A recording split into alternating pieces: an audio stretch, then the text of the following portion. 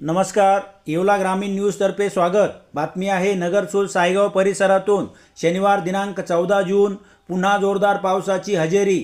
नगरचोल सायगाव परिसरात ढगफुटी सदृश्य पाऊस, मेघगर्जनेसह दुपारी 3च्या दरम्यान झालेल्या पावसामुळे शेती रस्ते जलमय।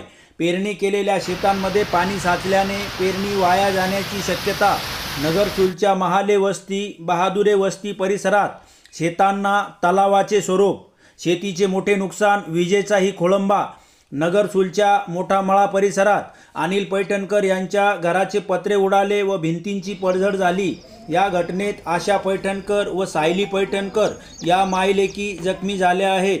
येवला ग्रामीण न्यूजसाठी सुदाम गाडेकर, येवला।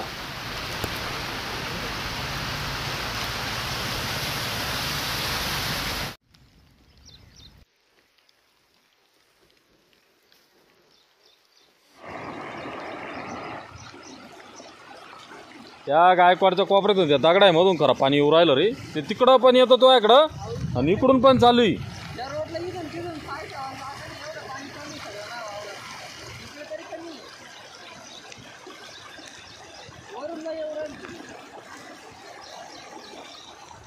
किती पाणी मागत हो पेले? पाणी कुठे किती येऊ राहिलं, पाणी सगळं तुम्ही येणार आहे आता।